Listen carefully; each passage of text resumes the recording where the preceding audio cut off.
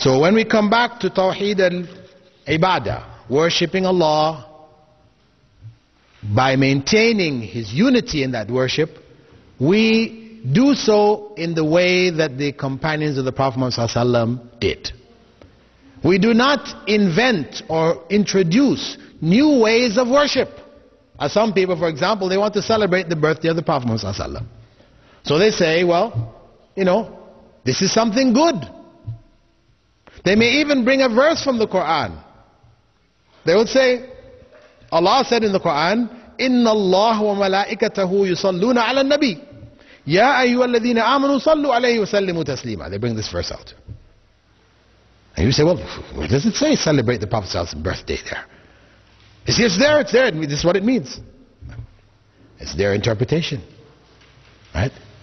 Their interpretation. The point is that the companions of the Prophet Muhammad didn't understand that verse that way. And that's why they never celebrated his birthday.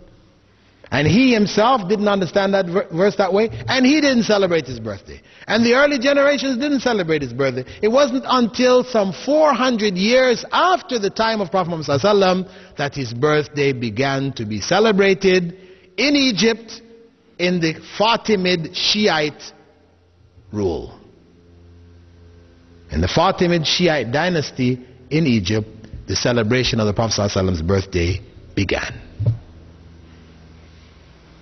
So we say this is not legitimate.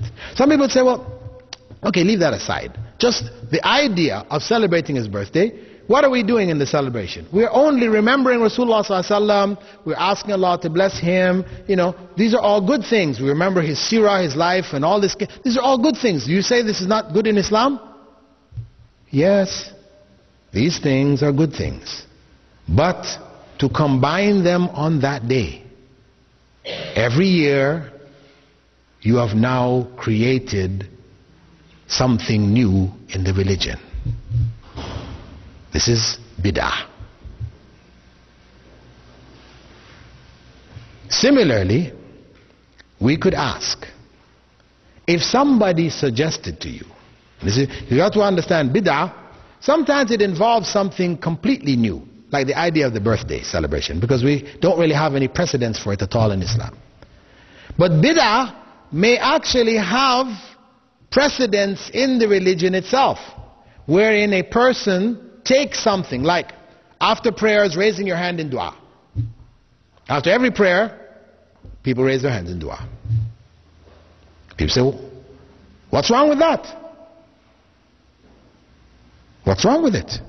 Prophet Muhammad ﷺ said that Allah does not like, or he is shy, that anyone would raise their hands in dua and that they would put their hands down without fulfilling their wish, their desire.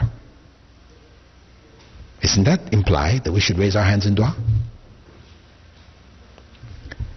Prophet Muhammad ﷺ raised his hands in the dua of istisqa, the prayer to seek rain.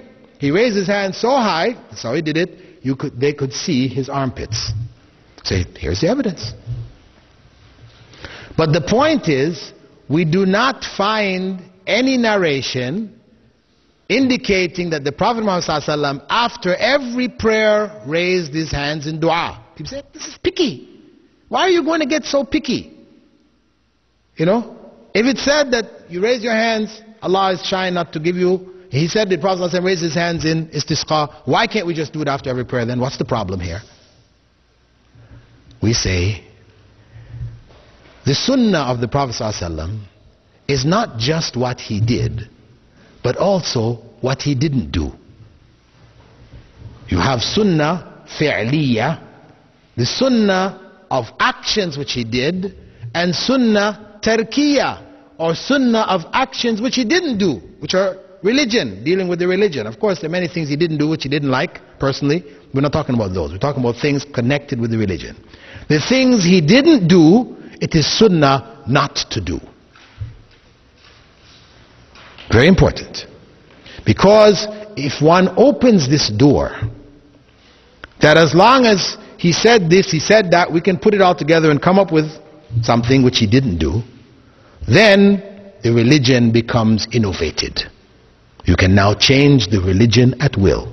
Because I can bring something to you. I say to you, Prophet Muhammad ﷺ said, prayer in jama'ah is worth 27 times prayer by yourself. Everybody knows this. He also said, whenever you enter the masjid, you should pray 2 rak'at, 2 units of prayer, before sitting down. Everybody knows this.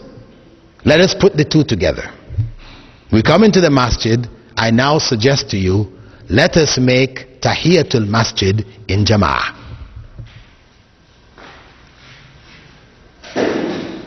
If I suggest that, what do people say? He said, no, you can't do that. Why not? Prophet ﷺ said the prayer in jama'ah is worth more than the prayer by yourself. He also said, whenever you come in, you should do these 2 rak'ah. Why can't we put them together and do it? Well, the Prophet ﷺ didn't do it. That's why, yes. He didn't do it, so we cannot do it. He made tahajjud in jama'ah. This is also sunnah, and he did it in jama'ah. We can do it because he did it. But to do tahiyyat al-masjid in jama'ah, or to do the sunnahs before dhuhr, the sunnahs after dhuhr in jama'ah, we can't do it because Prophet Muhammad ﷺ didn't do it. And that's emphasized by his well-known statement, ما تركت شيئا يقربكم إلى الله إلا وأمرتكم به. I didn't leave anything which would bring you closer to Allah without instructing you to do it. That's the bottom line. If it's gonna bring you closer to Allah, Prophet Muhammad ﷺ told us to do it. If he didn't tell us to do it, it will not bring you closer to Allah, no matter how good you think this is, how much reasoning you give behind it, it will not bring you closer to Allah. It will take you farther away from Allah. This is the basic principle based on the statement of the Prophet Muhammad ﷺ, Man ahdatha fi amrina ma laysa minhu fahuwa rad. Whoever introduces anything new in this religion of ours, not approved by Allah and by the Messenger of Allah, it is rejected.